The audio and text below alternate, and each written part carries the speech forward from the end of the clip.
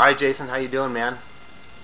Doing well, Jim. How about Good. yourself? I'm doing well. This is Jim Harshaw here with Jason Peck, and Jason is the let's see, you got a lot of titles here. Founder of Highway Uh, 24 Media, North Hill and North Hills Buzz, and you're also the social media manager at eWay Direct, right? yeah, that's my main gig these days. Yeah. So, What's Highway 24 Media and North Hills Buzz? What are those?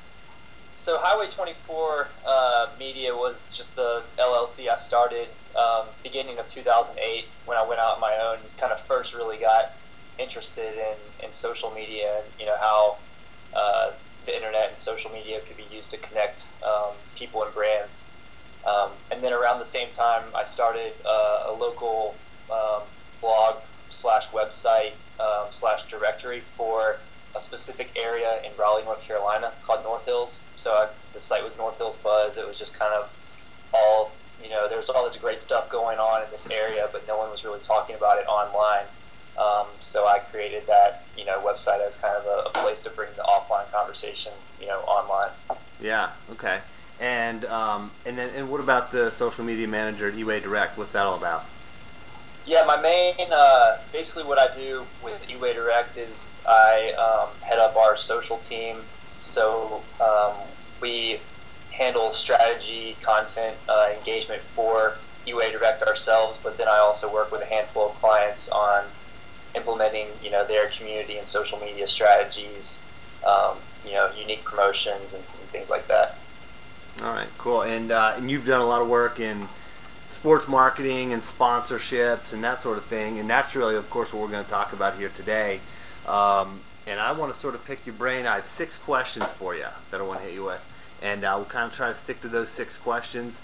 And let's just fire away, starting from the top. Why social media? Why social media is so important for sports teams? And especially a lot of the people watching this video are amateur sports teams. So we know the professional sports teams have to market themselves, but what about amateur sports teams? Why is that so important?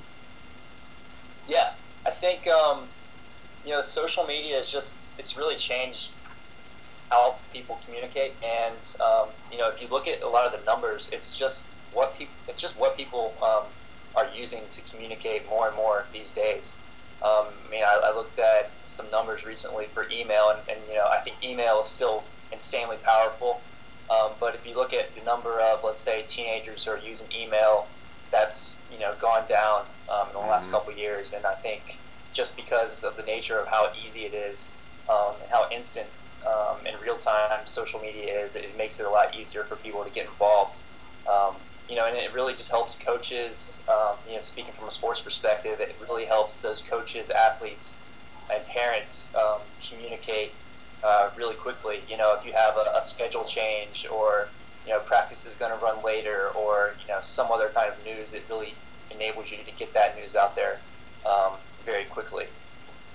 And I think it's just it helps people connect in new ways, but also more meaningful ways. In some cases, just because you have the dynamic pictures, videos, blog content, and it all kind of works together to kind of build a better relationship between everyone that's involved in sports. So you talk about, you mentioned a blog, and when we think about a blog, we typically think about business or politics or something like that. So for the team that's completely new to this and that hasn't really developed their social media strategy, where do they start? What do they do? Do they start a blog or a Facebook page or Twitter? What are the places to start, and how do they get going? Yeah, I think the first thing a team should probably think about is what are your goals? Is it strictly just to generate more ticket sales? Are you really trying to excite your fans? Are you trying to build more awareness about a specific program? So think about what are your goals first of all, and then you want to think about what people are looking for from you. So what type of content? Is it more of the informative, like this is what we're going to be doing kind of thing? Is it more hey, we're going to use social media to broadcast news and things like that? Or is it kind of a thing that you could use to entertain people as well? think, a lot of times if a mix of informative, newsworthy, and entertaining content works best. Um, and then, you mentioned, do you do a blog, do you do Facebook, do you do Twitter?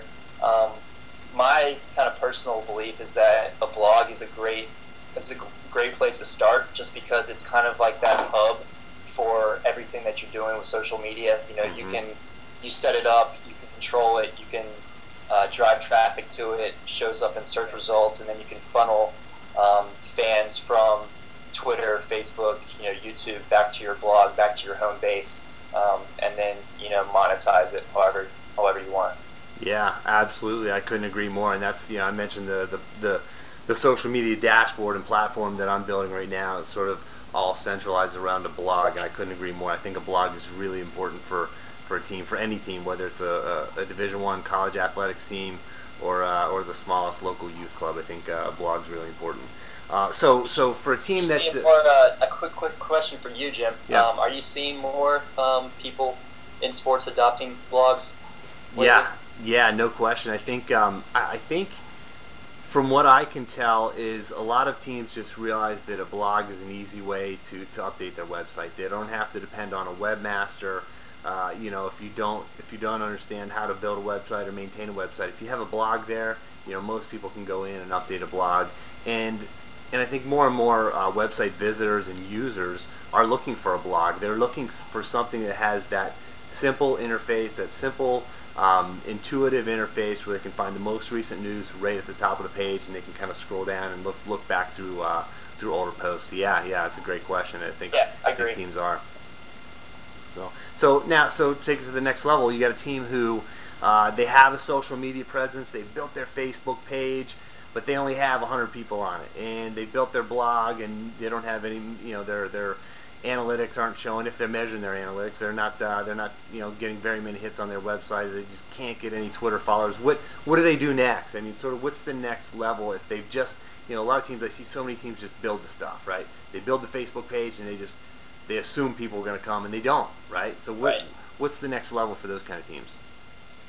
I think it goes back to figuring out what you want to get out of it, and having that strategy, a lot of times. So, from a content perspective, are you, just putting out random updates, or do you actually have a strategy behind what you're putting out? From an engagement perspective, do you have a plan for the two different types of engagement? On the one hand, proactively engaging your audience, but also, basically engaging them on a reactive basis where, they're kind of saying things and then you're able to respond to that. So I think, on one hand, it goes back to having a strategy, but then once you have a presence, you definitely need to think about how you're going to kind of activate it.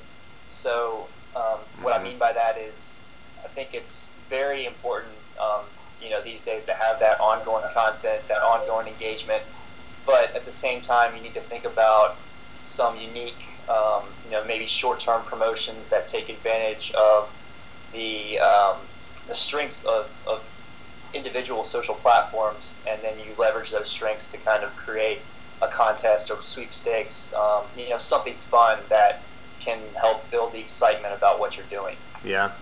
So I would say that would be the main thing I would say for teams to do. Yeah, and it's like you can get creative. These teams can just get 2-3 people around the table, and they'll come up with a half a dozen ideas, I think, in 10 minutes to really get creative there. Yeah. So what are some common mistakes, that you see teams making in terms of, whether it's a specific platform or their strategy in general? Yeah. I think, a couple of them come to mind. The first one is just, if you're going to do this, you really need to be consistent about it. Nothing's worse than you find like a team's Facebook page or Twitter account, or blog, and it hasn't been updated in a month or two. Mm-hmm. It just looks bad. It looks like the team doesn't care. Yeah. So I think that's really important. Another one is just not communicating like a human would communicate, and that sounds really simple, but I think people are looking, when they're following these companies and teams on sites like Facebook and Twitter, they're not looking for the standard like corporate jargon. They want to actually feel like they're talking to a human and Mm-hmm. maybe even get to know the person behind who's writing the content. So just making sure that you come across like a real person is key. Yeah, people can connect with a person more so than a brand, right? Yeah, and then I think another thing is just not measuring what you're doing. Because if you're not measuring it, it's really just kind of like you're just doing it for the heck of it. So it's really important to measure what you're doing, and then actually, making sure that you're measuring the right thing. Like, do you really care about the number of Facebook likes you have, or is there some other goal kind of underneath that you're trying to achieve? And maybe it's good to have more likes, but also what else are you trying to do with that? Right, ticket sales, revenue, otherwise, merchandise sales, or fundraising, donations, engagement, Absolutely. all kind. Yeah, there's so many things you can measure. Yeah, yeah, great point, great point. And Absolutely. so now the team, there are plenty of teams out there who are successful at every level, high school, college, professional. What are some examples of those teams, and what are they doing? Yeah. I'm a really big basketball guy. If you didn't know, so I got to start off with You're going to bring my it up, aren't you? You're not going to say Carolina in front of me. I'm a Virginia team Cavalier. from the NBA, the Lakers. Okay. Not a high school team, but I think they're doing some things that some of the other teams, high school, college, and even other pro teams could do a better job of. Mm-hmm. One thing that they're doing is really simple. It's just giving people a look at more behind the scenes content, because people are always interested in behind the scenes stuff, and especially with sports. So they'll just do simple things like do a 15-second video of Kobe Bryant shooting around. And I know most high school teams don't have Kobe Bryant on their team, but I think some content like that, where it's like in the huddle before a game, or like practice, or after a game, could be kind of cool for fans to see. Yeah, no question. And you relate that to Kobe Bryant, but at that same community level, if that kid's a really good athlete, the community loves him. We're not talking about an entire city like Los Angeles, but we're talking about that local grassroots community. And in scaled down, it's the same thing. People want to see behind the scenes of that athlete shooting around, or like you said, inside the huddle, and you can make that connection. And you're not trying to sell out a 15 or 20,000 seat arena. You're trying to sell 1,000, 2,000, 3,000 tickets. Yep, and it's so simple. I mean, just about every phone these days has a camera built in, and it's not something you need to have like super HD quality, footage of. It's just simple. People appreciate it, I think, is the key. Yeah, yeah, excellent. Another team that comes to mind, not in basketball, this is switching over to baseball. The San Francisco Giants have done a really good job. Yeah. I think, particularly on Facebook, they've got a nice welcome tab. So, people hit their Facebook page. They're not just going to see random updates on the wall. They're going to see a nice kind of landing page for Facebook that says, hey, like us. And then on the wall, what they're actually posting is some nice video. They'll do, reminders about ticket sales, some special promotions, and even stuff like, lineup announcements or changes. And I think that's the kind of stuff that fans want to see. Yeah, that's cool. And for everybody who's watching who hasn't checked it out yet, there's a site by Coiled Media that's I think it's just sportsfangraph.com. Yeah. That's pretty cool, and you can see all the social media metrics and the sizes of the different fan bases of every team and league around the world. It's really cool. So check it out. Great site. Yeah, yeah. All right, so let's turn this over to sort of towards sports sponsorship. You have experience there, and so how have some teams been able to leverage, and what's the benefit to having these social media properties, and how can teams leverage those for funding and for dollars? Yep.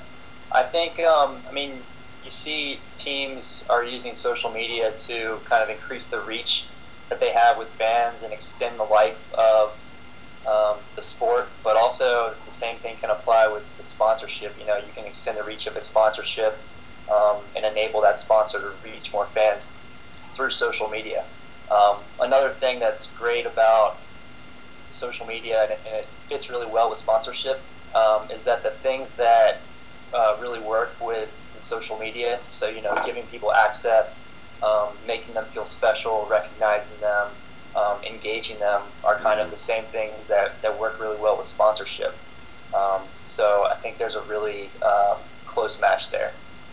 Yeah. So you think like could say a college, a small college team or a high school team, who has a sponsor, maybe go to that sponsor's place of business and interview them there and talk about the team and give them some brand recognition as well as some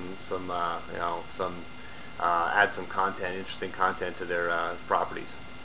Yeah, absolutely. I mean, it can be even simple things like retweeting a sponsor's deal, if you're talking about Twitter. Sure.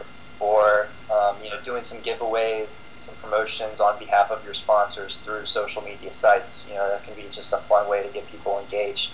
And even things like if you're talking about grassroots sports, even high school, middle school. It's a big on that level. It's a big deal when you have a sponsor, and if it's a local pizza place or just like a car wash.